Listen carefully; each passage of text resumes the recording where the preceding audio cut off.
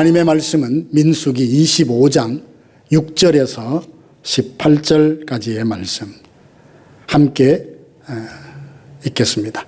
이스라엘 자손의 온 회중이 회막문에서 울 때에 이스라엘 자손 한 사람이 모세와 온 회중의 눈앞에 미디안의 한 여인을 데리고 그의 형제에게로 온지라.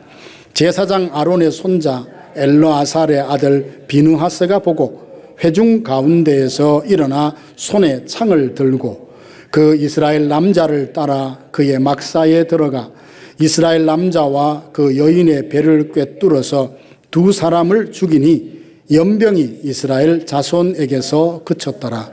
그 연병으로 죽은 자가 24,000명이었더라. 여호와께서 모세에게 말씀하여 이르시되 제사장 아론의 손자 엘르아살의 아들 비느하스가 내 질투심으로 질투하여 이스라엘 자손 중에서 내 노를 돌이켜서 내 질투심으로 그들을 소멸하지 않게 하였도다. 그러므로 말하라.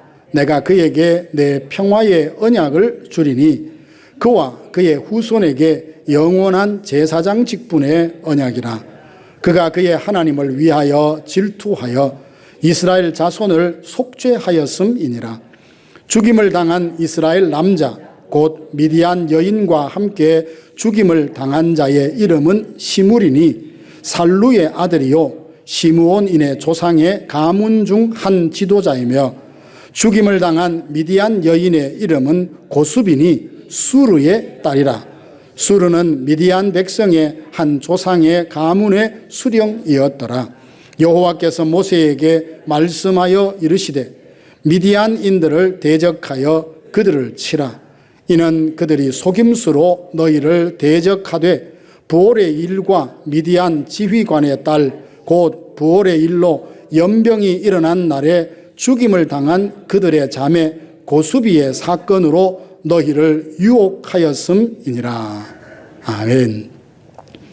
지난 2주 전에 르비딤에서 있었던 사건을 통해서 하나님의 거룩함을 나타내라 이 제목으로 말씀을 전했죠.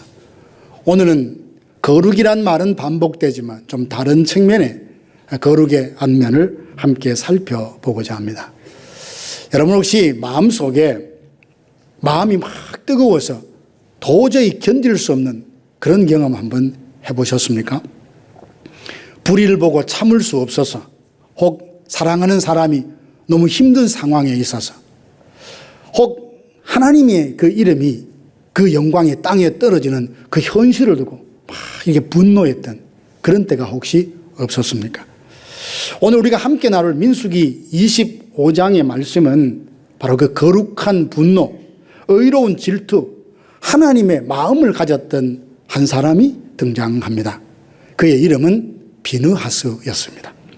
그는 이스라엘이 위태로운 순간에 빠졌을 때 그들을 그곳에서 속죄했다. 오늘 성경이 그렇게 말씀하고 있습니다. 사랑하는 성도 여러분, 우리는 다 이민자로 살아갑니다. 이민자로 산다는 그 삶 자체가 긴장의 연속 아닙니까? 지난주도 보니까 조지아주의 한국인 노동자들 갑자기 이렇게 구금하는 이런 일들을 뉴스를 아마 통해서 접했을 것입니다. 내일을 기약할 수 없는 삶이 바로 이민자의 삶이 아니겠습니까? 고국을 떠나서 낯선 이 땅에 정착해서 얼마나 많은 어려움을 그동안 겪으셨습니까? 때로는 신앙이 흔들릴 만큼 기가 막힌 상황도 만나고 돌아보니까 그때 어떻게 지나왔지? 다시 그때로 돌아가면 내가 제대로 견딜 수 있을까? 버틸 수나 있을까라는 생각이 드는 이런 순간들이 많았을 것입니다. 어쩌면 그런 역사를 갖고 사연을 갖고 있는 우리에게는 오늘 본문의 사건이 남다르게 다가올 줄 압니다. 이스라엘 백성들도 약속의 땅을 앞두고 있는 상황에서 무너졌기 때문입니다. 그들의 실패와 회복의 이야기는 성경에 기록된 옛날 먼 나라 남의 이야기가 아니라 곧 우리의 이야기이기 때문입니다. 이스라엘은 40년 광야 생활을 마무리하는 시점에 이제 모압 평야에 있었는데 이제 요단강만 건너면 약속의 땅 가나안에 들어갑니다. 그들은 방금 아모리 왕 시혼과 바산한 옥을 칼로 무찔러서 승리했던 그 기쁨이 도취되어 있었습니다. 이제는 모압 왕 발락이 선지자 발람을 동원해서 이스라엘을 저주하려고 하는 상황과 맞닥뜨려 있습니다. 이럴 때 이스라엘은 치명적인 또 은혜에서 미끄러지는 모습을 봅니다. 칼과 창으로도 무너지지 않았던 그 이스라엘이 여인들의 그 유혹 앞에서 너무나 쉽게 무너지는 모습을 봅니다. 연병으로 2만 4천 명이 죽는 대재앙이 일어났죠. 어떻게 이런 일이 가능했을까요? 그리고 하나님께서는 왜 한 사람의 때로 보기에는 과격해 보이는 그 행동을 그토록 신앙적으로 높이 평가하고 계시는 걸까요? 오늘 이 질문을 대한 답을 찾아가며 우리 시대에 오늘 본문이 주시는 영적 교훈이 무엇인지 한번 생각해 보기 원합니다. 먼저는 이스라엘이 시딤이라는 곳에서 바알 부올에게 가담이 되었습니다. 이것은 우리에게 시사하는 바가 아주 큽니다. 25장 1절 보니까 이스라엘이 시딤에 머물러 있더니 라고 되어 있어요. 시딤이라는 말은 가시나무, 아카시아 나무라는 뜻인데요. 물이 매우 풍부하고 나무가 우거진 평안한 곳이었습니다. 그들 생각에는 안전한 곳이라고 느꼈던 것이죠. 40년 동안 메마른 광야를 지나왔으니 그 땅이 얼마나 좋았겠습니까? 상황이 편안하다 보니까 그만 긴장이 풀어졌고 경계심을 늦추고 말았죠. 야, 이제 고생이 끝났나 보다. 우리는 승리했으니 이제 좀 편안히 쉬어도 되지 않겠는가. 이들의 생각이, 이런 생각들이 그들의 마음속에 가득했을 겁니다. 우리도 그렇지 않습니까? 이민 초기에 내일을 알 수 없는 그 긴박한 상황에는 붙들 것이 하나님밖에 없습니다. 그래서 기회만 되면 성전에서 하나님께 울면서 기도하잖아요. 하나님 뜻과 섭리 가운데, 인도하심 가운데 이 이민 땅에 왔는데, 미국에 왔는데 날 좀 살려주십시오. 우리 자녀들 살려주십시오.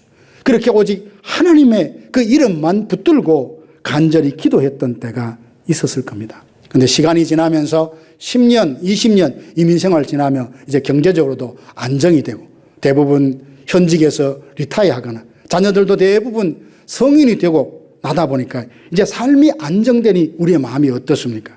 예전처럼 여전히 하나님의 그 이름에 간절히 부르는 이 간절함이 마음속에 떠나버리고 예배가 습관이 되고 기도가 형식이 되고 그저 신앙생활은 주일날 교회에 가서 예배 한 번 드리는 것으로 만족하는 이런 상태에 머무르는 것은 혹 아니십니까? 시딤에서 평안할 때 모압 왕 발락이 이스라엘을 무너뜨릴 계략을 꾸밉니다. 모압 왕 발락은 이스라엘을 저주하려고 아주 술사 발람을 많은 돈을 주고 데려왔습니다. 이 발람은 모압 왕의 초청을 받고 먼저 하나님께 물어봅니다. 하나님의 이름으로 이스라엘 백성을 저주하라고 사람이 왔는데 어떻게 할까요? 하나님은 가지도 마라. 이스라엘 내 백성, 내가 축복한 백성이니 그들에게 저주하지 말라라고 말씀하셨어요. 하나님 이러기 나 어쩔 수 없다. 모압의 사신들이 돌아갔습니다. 모압 왕이 생각하기에는 좀 더 높은 고관들, 더 많은 뇌물을 갖다 주면 이 발람의 마음이 바뀔까? 다시 찾아왔습니다. 발람이 다시 하나님께 묻습니다. 하나님 어쩔까요? 하나님이 가기는 가되 내가 너의 입에 주는 말만 해라. 내가 너에게 주는 말만 하라 라고 단단히 일러주셨죠. 발람이 이제 모압 왕 앞에 섰습니다. 내가 오라 해서 왔지만 사실 내 마음대로 그 백성을 저주하거나 축복할 수 있는 권한이 없습니다. 하나님이 내 입에 주신 그 말만 나는 할 것입니다. 그래서 저주하라고 세웠더니 하나님의 이름으로 축복을 합니다. 발락 왕이 화가 났죠. 그렇게 많은 뇌물을 썼는데 그 입으로 그 백성을 저주하는 것이 그리도 힘든 말인가 화가 났어요. 그때 발람이 자기 눈앞에 그 많은 뇌물을 다 잃어버릴 상황이 되었습니다. 그래서 뇌물은 취하고 싶고 하나님은 저주하지 못하게 하시니까 모압 왕에게 살짝 그 백성이 광야에서 자멸할 수 있는 비책을 일러줍니다. 그게 뭐냐 하면 모압 여인들이 이스라엘 백성들의 남자들을 다 우상 숭배 그 잔치에 초대하라는 겁니다. 이 남자들은 참 그런 분이 약한 것 같아요. 그래서 모압 여자들이 오세요 밥 한 끼 합시다 라고 이야기하니까 거기에 꿰매서 모여가서 술도 마시고 음식도 먹고 그 다음에 우상 앞에 절도 하여서 오늘 성경에 보니까 바알 부올에게 가담했다. 이렇게 기록하고 있습니다. 이것 때문에 결국 하나님은 진노하셔서 그 백성에게 연병을 내리시는데 2만 4천 명이나 죽었습니다. 특별히 오늘 주목할 단어는 3절에 가담하다 이 말인데요. 이 말의 뜻을 찾아보니까 그냥 단순히 참여하다 이런 뜻이 아니에요. 두 마리 소가 멍에를 함께 메고 운명 공동체가 돼서 밭을 가는 것처럼 가담한다라는 말은 우상의 공동체와 온전히 연합해서 묶여서 일체가 되는 것, 연합하고 그리고 언약을 맺는 것과 같다는 것입니다. 여기 보면 죄의 특성을 잘 알 수 있습니다. 죄는 처음에 굉장히 달콤한 유혹으로 우리에게 다가오지만 덥석 물었다 하면 마치 늪과 같아서 우리를 끊임없이 그 깊이로 빠져들어가게 만들죠. 도박이 그렇고 불륜이 그렇고 알코올이 그렇습니다. 사탄은 우리가 잠시 한순간에 일탈하는 거기에 만족하지 않습니다. 그걸 시작으로 우리 자신이 완전히 죄악의 세력에 묶여서 죄와 사망의 권세에 묶여서 꼼짝도 못하는 죄의 지배 가운데 살아가는 삶으로까지 우리를 밀어 넣으려고 합니다. 그러면 현대의 이 발람의 꾀는 무엇을 말하는 것일까요? 그것은 문화적인 타협이라 할 수 있습니다. 사람들이 말합니다. 시대가 변했잖아요. 맞아요. 시대가 변했습니다. 모든 종교는 다 같은 것 아닙니까? 여기에도 구원이 있고 저기에도 구원이 있고 구원을 추구하고 바라는 모든 종교에는 구원이 있지 않습니까? 너무 고지식하게 살면 손해봅니다. 예수 믿는 건 뭐 별다른 건가요? 그저 다 좋은 게 좋은 것처럼 서로 어울려서 살아가야 되는 것 아닌가요? 적당히 타협 좀 하며 사는 것이 지혜 아닌가요? 이런 속삭임들을 성도들이 듣고 살아가지 않습니까? 물질주의에 대한 유혹 또한 발람의 꾀에 해당한다 할 수 있습니다. 바알부올이라는 말은 바알은 풍요와 다산을 상징하는 우상입니다. 바알을 섬기는 사람들이 그렇게 말하죠. 너희의 하나님 여호와는 유목민을 축복하는 하나님이다. 이 땅에서 농사를 짓고 정착을 하려고 하면 이 땅을 다스리는 바알을 섬겨야 돼. 바알과 그 아내 아스다롯이 서로인데 둘을 섬기게 되면 풍요로운 삶을 살고 다산 많은 자녀를 낳을 것이라고 유혹을 합니다. 누구든지 그 마음에 풍요로운 삶, 탐심을 버리지 못하고 있다면 그 말이 얼마나 달콤하게 다가오겠습니까? 그래서 이것 좀 어떻게 했냐라는 생각으로 발을 디디며 결국 바알부올에게 이렇게 넘어가게 되는 것이죠. 사랑하는 성도 여러분, 자기 자신을 제일 잘 모른다고 하잖아요. 그래서 항상 저도 주위에 제 자신에 대해서 어떤가 싶어서 주변에 살펴보지만 제대로 솔직하게 말해주는 사람은 아내밖에 없는 것 같아요. 아주 강력한 야당입니다. 조금만 그렇게 하면 정확하게 위로도 하지만 조금 부족한 거 이거 그런가 하는 예매한 거 어떻게 그렇게 귀신처럼 죄송합니다 표현이 알고 이렇게 했으면 좋겠어요. 저렇게 좀 이렇게 이야기를 해요. 그렇습니다. 우리 자신은 잘 몰라요. 나는 믿음 안에 잘 살아왔다고 생각했는데 혹시 어떤 영역에 바알부올에게 내가 가담되어 있고 그렇게 물들어 있고 그렇게 있는 그런 상황과 영역은 혹시 없는지. 하나님을 예배하는 이유도요, 은혜 주신 것에 대한 감사함이 동기가 아니라 예배해야 복을 받지. 하나님 앞에 뭔가 드려야 내가 복을 받지. 복을 받는 것이 목적이 되어서 예배하고 섬기는 것, 이건 어찌 보면 발람에게 상당히 우리가 가담되고 넘어간 것과 마찬가지입니다. 쾌락주의도 마찬가지입니다. 골프가 예상보다 참 예배보다 더 중요해지고 믿음을 돈독하게 세우는 것보다 레저 활동에만 몰두하게 된다면, 물론 우리가 살면서 피곤한 스트레스도 푸른 잔디교회 하시는데 가서 좀 이렇게 여유도 즐겨야 되죠. 이민생활 얼마나 힘듭니까? 그렇지만 그것이 우선이 되어서 그것이 내 삶에 최고의 기쁨을 주는 뭔가가 되어서 그렇게 살아간다면 우리는 주객이 전도된 삶, 어쩌면 발람의 꾀에 상당히 가담되고 넘어간 사람이라 할 수밖에 없습니다. 모압 왕이 발람에게 그 청탁해서 이스라엘을 저주하게 하려는 이 일들은 우리에게도 시사하는 바가 큰데요, 실제로 이것은 우리의 영적 삶의 현실을 그대로 보여줍니다. 이스라엘은 하나님 앞에 선택받아 축복받은 백성이고 광야를 행진하면서 가나안 땅에 들어가 하나님이 원하시는 하나님의 나라를 세울 민족이잖아요. 그런데 얼마나 수많은 사람들이 대적을 합니까? 얼마 전에도 아모리 왕 시온과 바산 왕 옥이 공격을 했잖아요. 그죠? 모압 왕은 뭐랍니까? 에돔 왕은 뭐랍니까? 자기 땅을 지나갈 때에 통행세 주겠다고, 물도 거저 마시지 않겠다, 이렇게 이야기하는데 절대로 우리 땅은 못 지나간다고 완강하게 거부하잖아요.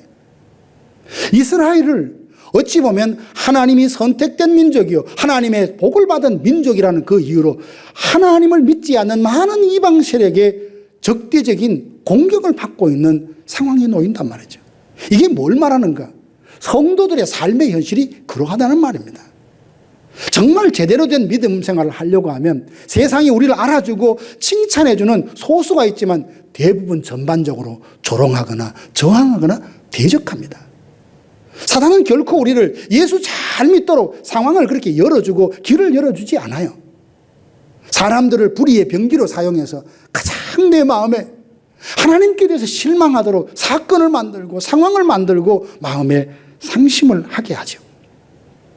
시딤에서 있던 그들에게 모압 왕 발락이 발람 선지자를 불러서 그들을 꾀어서 저주하게 하는 이 일들은 곧 우리 삶의 영적 현실도 여전히 하나님 나라 갈 때까지 영적 전쟁이 우리 가운데 계속 진행되고 있다는 것을 말해주고 있습니다. 여러분 살면서 내가 영적 전쟁 중에 있구나라는 것을 실감할 때가 있습니까?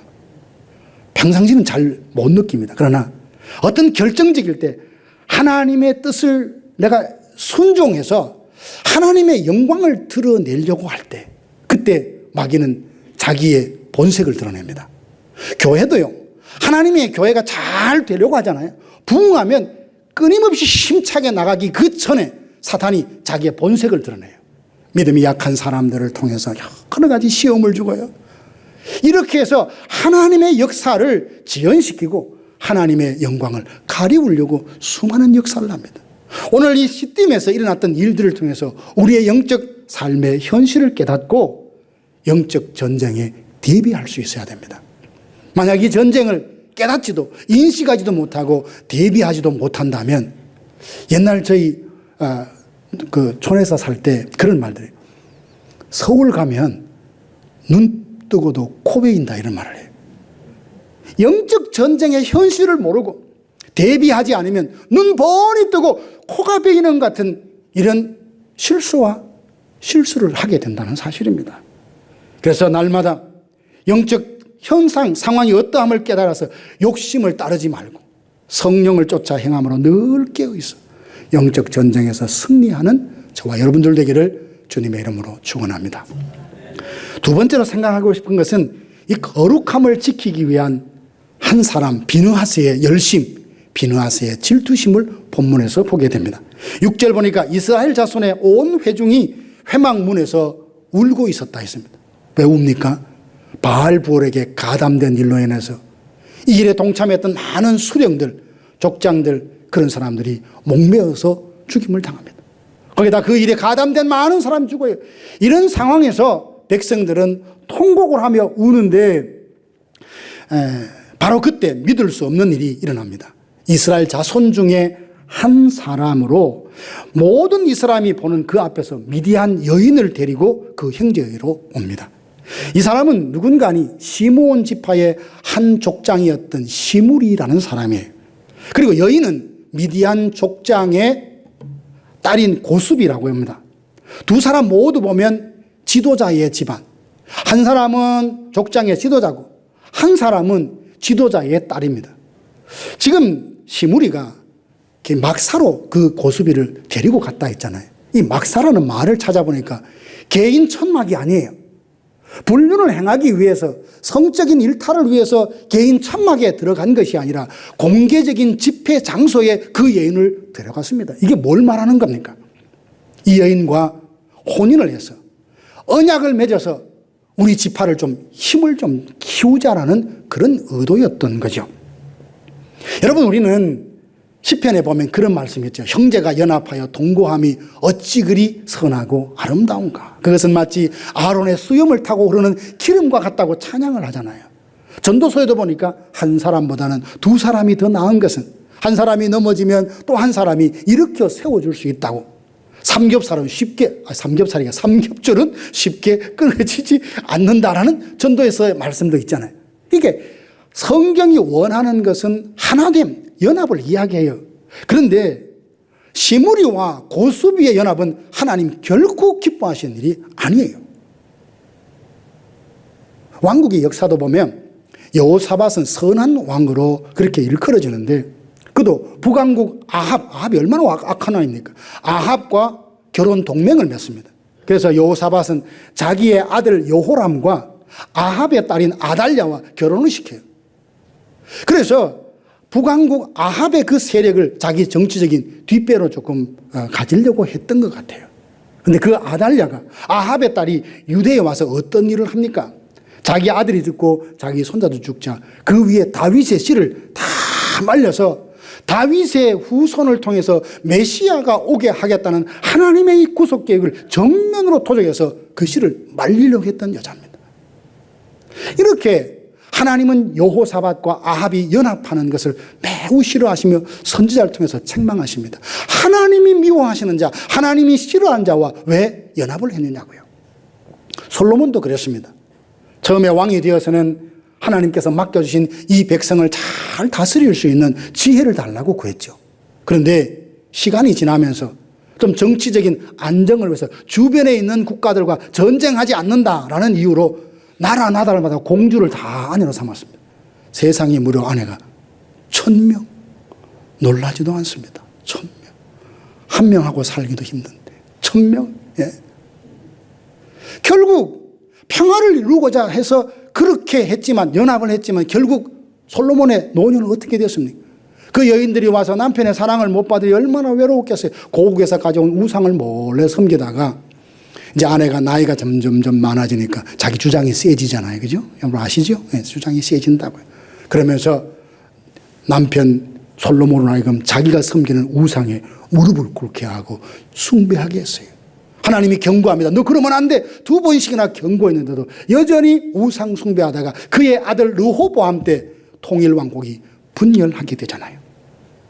연합이 좋은 거예요. 힘을 합치고 하나 되는 거 좋은 거예요. 그러나 하나님이 싫어하는 사람, 하나님이 미워하는 사람과 죄와 결탁하는 것은 하나님 결코 싫어합니다. 시므리와 고수비의 연합이 바로 그런 것이었어요. 이걸 두고 비느하스가 하나님의 마음을 품었던 겁니다. 하나님이 슬퍼하는 그 슬픔을 느꼈고 하나님이 안타까워하는 안타까움을 이 비느하스가 그 마음에 품게 되었습니다. 그래서 이스라엘의 거룩함을 지키기 위해서 행동에 나섰습니다. 7절과 8절 보니까 제사장 아론의 손자 엘르아살의 아들 비느하스가 보고 회중 가운데서 일어나 손에 창을 들고 그 이스라엘 남자를 따라 그의 막사에 들어가 이스라엘 남자와 그 여인의 배를 꿰뚫어서 2사람을 죽였다. 참 끔찍한 참상 아닙니까? 비느하스는 더 이상 참을 수 없었어요. 이스라엘 공동체가 하나님의 소유된 백성으로 제사장 나라로서 거룩한 백성으로서 정체성을 잃어버리고 죄와 타협하고 하나님 원치 않는 길을 걸어가는 그 걸음을 그냥 가도록 격려하고 관망할 수 없었던 겁니다. 이에 대해 하나님은 어떻게 평가하시느냐. 11절 보니까 제사장 아론의 손자 엘르아살의 아들 비느하스가 내 질투심으로 질투하여 이스라엘 자손 중에서 내 노를 돌이켜서 내 질투심으로 그들을 소멸하지 않게 하였도다. 내 질투심으로 질투했다고요. 우리가 흔히 기도할 때 하나님 마음 품게 해달라고 하잖아요. 비느하스는 하나님의 마음을 품었어요. 저는 이 점을 가지고 영성이라고 합니다. 우리가 영성이 깊고 건강하고 탁월하게 되면 하나님의 마음과 얼추 많이 닮게 됩니다. 하나님이 바라보는 것을 바라보게 되고 하나님 기뻐하는 일에 나도 기쁘고 하나님이 슬퍼하는 일에 나도 슬퍼하게 되는 하나님의 마음과 생각과 뜻을 공유하고 공감하게 되는 사람이 되는데 이게 바로 비느하스였습니다. 여러분 하나님의 질투가 뭘까요? 하나님은 이스라엘을 그리스도의 신부로 하나님의 신부로 삼으셨는데 그 신부가 자기의 정부를 버리고 우상을 섬기며 그렇게 영적으로 간음을 할 때 하나님의 마음은 찢어지는 듯 아픈 것 아닙니까? 비느하스는 바로 그 하나님의 아픔을 자기 아픔으로 느꼈습니다. 하나님의 명예가, 하나님의 영광이 땅에 짓밟히는 것을 보고만 있지 않았습니다. 오늘 우리에게 회복되어야 될 마음이 이 마음이리라 저는 그렇게 생각합니다. 우리에게는 거룩한 질투가 있습니까? 교회가 세속화되어 가는 것을 바라보고 가슴 아파하고, 하나님, 우리 교회 하나님이 기쁨이 되는 거룩한 공동체가 되기를 원합니다 라고 기도하고자 하는 그 마음, 우리 자녀들이 믿음을 잃어가는 걸 보고, 그래 좋은 직장에서 잘 먹고 잘 살면 되지가 아니라, 아니야, 그것보다 더 중요한 것이 믿음이야, 신앙이야, 하나님을 두려워할 줄 알아야 돼. 잘 나간다고 까불지 마. 함부로 네 능력과 네 실력으로 모든 인생을 살아갈 것처럼 그렇게 생각하면 안 돼. 분명히 지침을 주고 그의 생각과 의식이 하나님을 바라보게 해야 되는 것. 그 뜨거운 마음을 갖는 것이 비느하스의 열심, 비느하스의 질투심인 거예요. 비느하스의 열심은 무엇보다도 사랑에서 나온 겁니다. 하나님을 사랑하고 교회를 사랑하고 백성을 사랑했기에 그 백성이 멸망으로 걸어가는 것을 그냥 지켜볼 수 없었던 겁니다. 어느 게 장로님의 이야기를 들었는데, 이분은 새벽 기도에도 빠지지 않고 늘 그렇게 기도하신대요. 그래서 어느 날 목사님이 물어봤습니다. 장로님, 그 먼 거리에서 오시기 피곤하실 텐데 가끔 좀 피곤하면 쉬셔도 됩니다 라고 했더니, 그 장로님이 그 목사님께 그렇게 대답을 했대요. 목사님, 제가 기도하지 않으면 우리 교회가 무너질 것 같아요.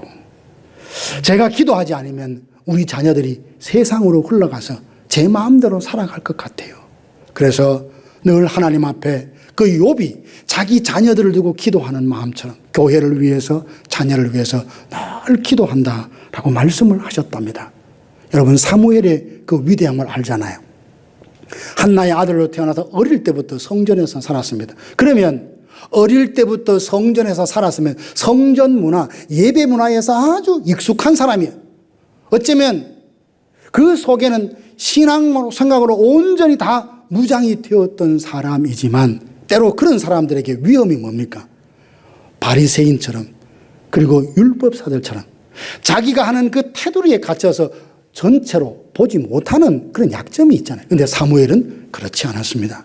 사무엘은 마지막 그 리타이어 할 때 그런 말을 하죠. 나는 너희들을 위하여 기도하는 것을 쉬는 죄를 결단코 범치 않겠다고요. 사무엘은 늘 하나님 앞에 기도하면서 그 민족이, 그리고 많은 이스라엘 백성들이 하나님의 영광과 기쁨이 되는 백성으로 이 세상에서 남기를 원했던 겁니다. 그래서 성경이 뭐라 합니까? 사무엘이 살아있는 동안 하나님께서 그들을, 블레셋의 많은 적들을 막아주셨다고, 그리고 잃어버렸던 많은 성급을 되찾게 해주셨다고 말씀하지 않습니까? 바라기는 성령께서 우리에게도 하나님의 이 마음, 하나님의 열심, 비느하스의 질투심, 그 열심, 거룩한 열심으로 회복되어서 개인과 교회의 거룩함을 회복하는 일에 내가 뭘 하면 좋을까? 기여할 수 있는 방법을 찾아서 그 일에 헌신하고 나설 수 있는 저와 여러분들 되기를 주님의 이름으로 축원합니다. 세 번째로는 비느하스 한 사람이 가져온 그 열심히 가져온 변화입니다. 먼저 재앙이 그쳤습니다. 8절 하반절을 보니까 이스라엘 자손의 연병이 그쳤다라고 했어요. 비느하스가 두 사람을 죽이자 즉시 연병이 그쳤습니다. 이미 24,000명이 죽었지만 더 큰 재앙은 막을 수 있었습니다. 여기에 멈추지 않습니다. 13절 하반절 보면 그가 그의 하나님을 위하여 질투하여 이스라엘 자손을 속죄하였습니다. 한 사람의 행동을 통하여 이스라엘 백성들이 진멸당할 그 위기에서 하나님이 구원하시게 되었다라는 말씀입니다. 여러분, 여기에서 한 사람의 중요성을 우리가 다시 한번 생각하게 됩니다.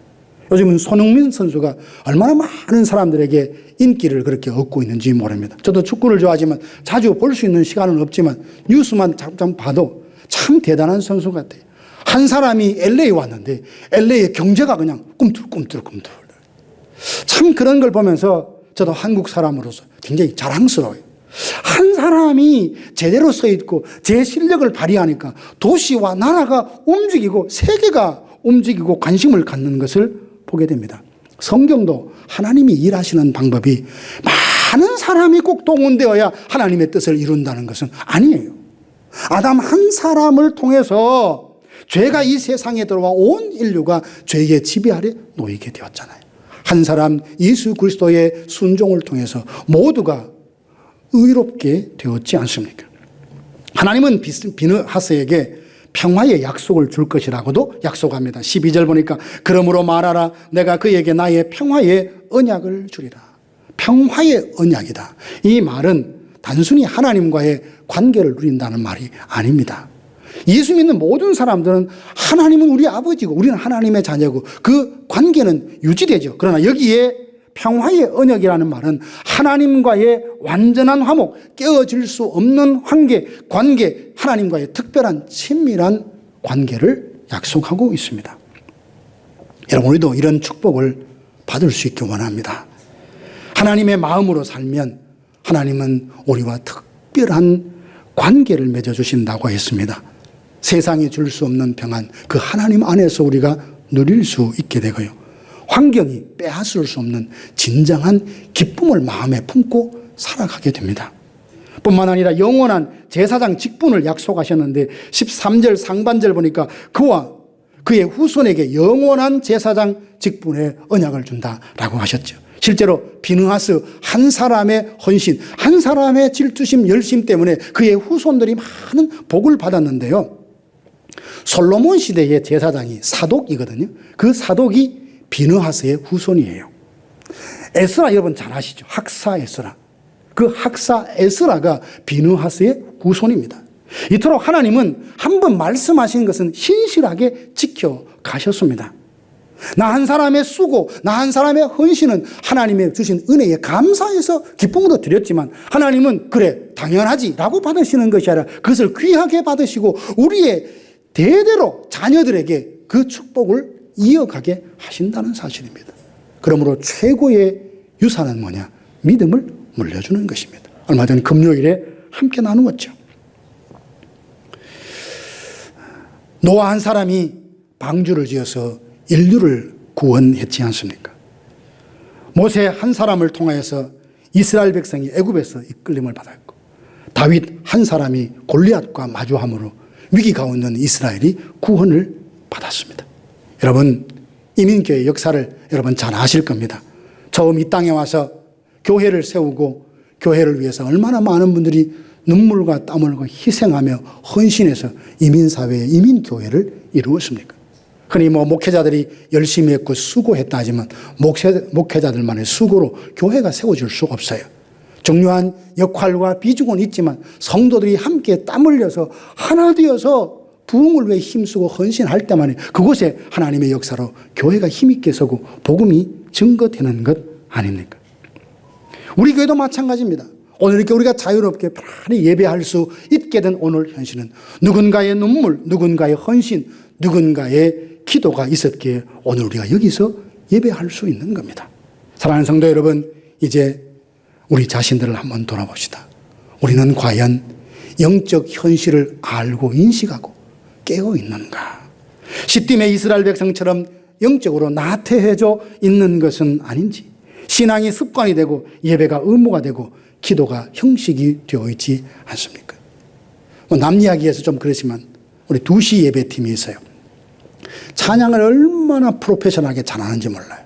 근데 이 친구들 보면 제가 사무실에 있으면 항상 찬양이 끝나면 저 복도로 내려가서 저기 뒤에서 계속 잡담을 하는 거예요. 그래서 제가 어설픈 영어로 물었어요. 야, 지금 예배를 드리고 있는데 왜 여기서 지금 이렇게 이야기를 하고 있느냐라고 말하니까 자기 할 일은 다 했다는 거예요. 시간 되면 다시 들어갈 거래요. 저는 그걸 보고 굉장히 충격을 받았어요. 찬양할 때 그들이 여러분 보신다면 얼마나 은혜스럽게 잘하는지 몰라요. 과연 그 찬양이 하나님께 기쁨이 될까를 한번 생각해 봤어요. 그들의 영적인 상태는 뭡니까? 자기 하는 일을 프로페셔널하게 잘 하려고 합니다. 그러면 그것이 정말 예배와 연결되고 자신도 한 사람의 예배자라는 것을 망각하고 있다는 사실을 제가 생각했던 거예요. 우리도 그럴 수 있습니다. 목사인 저도 마찬가지입니다. 예배자로 살려고 하는 것이 아니라 마치 설교를 잘하기 위해서 일주일 내 씨름하다가 설교 한 편 끝나고 예배 인도 끝나면 마치 내가 신앙생활 다 한 줄 알고 생각하는 거 굉장히 위험한 거예요. 여러분, 저는 설교하기 위해서 사는 것 아닙니다. 이것이 제 인생에 굉장히 중요한 사역이고 특권이면서 저는 하나님 앞에 예배자로 살아야 돼요. 예배자로 살지 못하면 죄송합니다, 목사 자격 없는 거예요. 그래서 늘 여러분이 보이지 않는 곳, 여러분이 없는 곳에서 하나님과 1대1로 씨름합니다. 날마다 울면서 하나님, 나는 예배자입니까? 하나님, 나는 목사라는 타이틀을 떼고 하나님 앞에 하나님의 기쁨이 되는 정말 신실한 종입니까? 이것 가지고 날마다 씨름해요. 왜냐하면 사역하다 보니까 기도하고 하는 일에 집중하기가 어려워요. 예배 드릴 때는 여러분이 어떻게 예배 드리나, 이게 관심을 가지고 예배를 인도하다 보니까 그래요. 특별하게 이 시간 외에 영적으로 고민하고 싸움과 영적인 노력이 없으면 이 신앙 영성 유지하지 못하고 껍데기만 남겠구나라는 위기의식을 항상 갖고 있어요. 여러분도 마찬가지일 거 아닙니까? 10년, 20년, 30년 교회 생활하면 교회 생활, 교회 문화는 아주 익숙해질 수 있어요. 그러나 내가 하나님 앞에 한 사람 모여서 영적으로 깨어있는 그 신자인가를 늘 되물으셔야 됩니다. 그런가 하면 나는 거룩함을 지키고 있는가? 세상 속에 있지만 세상과 구별된 삶을 살고 있는가? 늘 자신을 돌아봐야 합니다.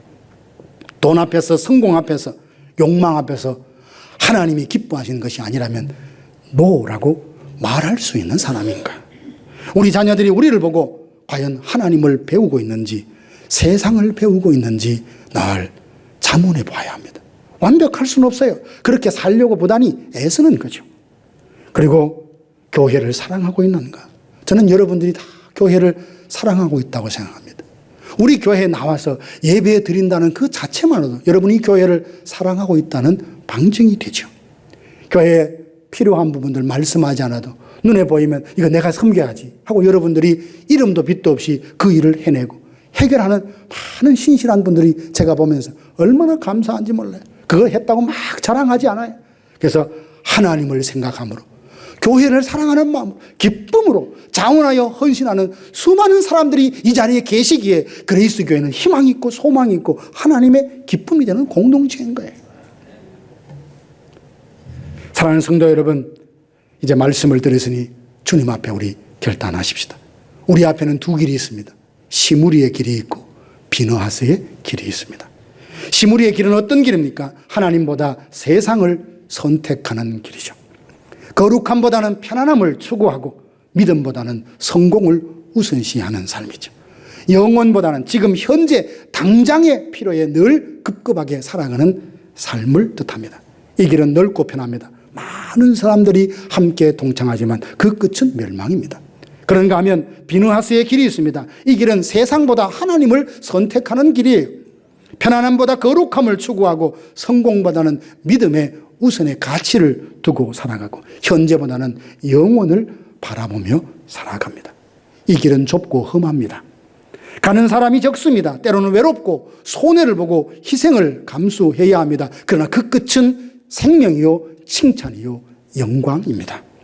하나님께서 비느하스에게 주신 약속을 기억합시다. 평화의 언약과 후대 후손들에게 제사장의 직분을 주겠다고요. 하나님의 축복은 그 당대에 끝나지 아니하고 그의 신실한 충성을 보고 후대의 자녀들에게도 복을 약속해 주셨습니다. 여러분, 때가 악합니다. 예수님 오실 때가 정말 얼마 남지 않았습니다. 그저 미지근하게 대충대충 얼렁뚱땅 살아도 되는 때가 결코 아닙니다. 그리스도께서 곧 다시 오십니다. 그날에 우리는 주님 앞에 설 것입니다. 그때 주님께서 너는 나를 질투하는 이 감정처럼 진실로 나를 사랑했느냐? 교회를 사랑했느냐? 하나님 나라를 소망하고 사랑했느냐라고 물으실 때 주여 부족하지만 나는 비느하스의 그 질투심, 비느하스의 열심처럼 내 형편 그 최선을 다하여 주님을 섬겼습니다. 부끄럼 없이 예수님 앞에 고백하며 그 앞에 설 수 있는 저와 여러분들 되기를 주님의 이름으로 축복합니다.